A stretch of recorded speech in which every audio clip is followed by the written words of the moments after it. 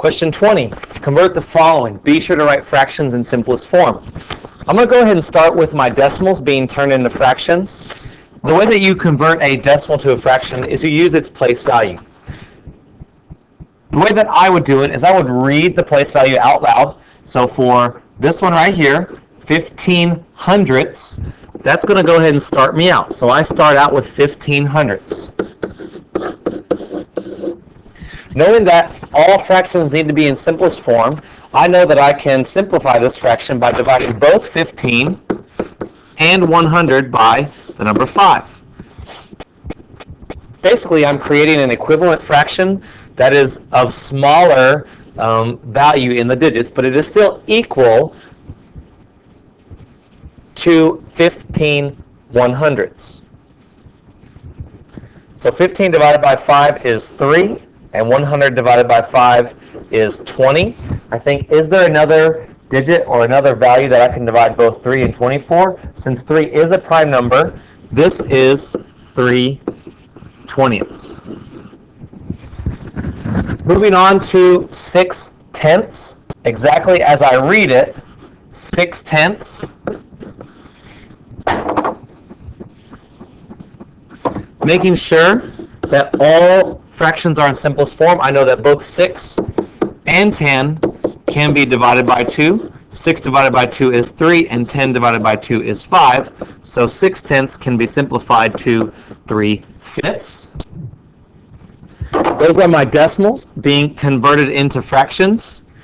Now when we convert fractions into decimals, we use division. So I'm going to go ahead and start with 13/20. Going ahead and setting up that division problem so that I make sure that I can turn this into a decimal. I think how many groups of 20 are in 13? There are 0. So I can go ahead and add my decimal and place value 0 to continue. How many groups of 20 are in 130? Thinking how close? 20, 40, 60, 80, 100, 120. That is 6 groups. 6 times 20 is 120. Go ahead and subtracting, leaving me with 10. Adding that value to continue this problem. So as a decimal, 13/20 is 65 hundredths. Moving on to 7/10. The fraction 7/10, if you listen to the word 7/10, I know that I can just write it out based on the place value. If I wanted to, I could go through my division. There are 0 groups of 10 in 7.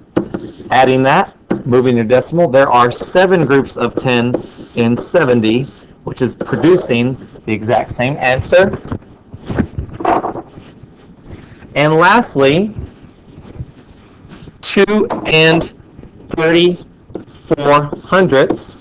I know that 2 being converted into a decimal is going to give us that positive 2 value in the ones place because it is my whole number.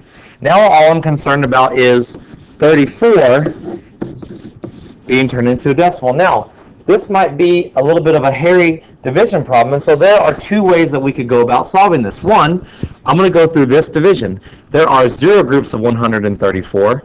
Adding that 0 and a decimal, there are 3 groups of 100 and 340. 3 times 100 is 300. Subtracting,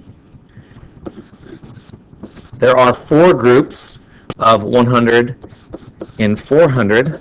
So go ahead and give me that decimal quantity of 34 hundredths. Now, the alternative way to solve this problem, knowing that 2 is our whole number, and so it will be given in the ones place of this decimal, and just thinking about reading this 34 over 100, I could go ahead and simplify this, but that would cause us to do multiple steps and we might end up getting something wrong. So I just would read it 34 hundredths, knowing that 34 hundredths written as a decimal using the place value would give me the decimal 2 and 34 hundredths.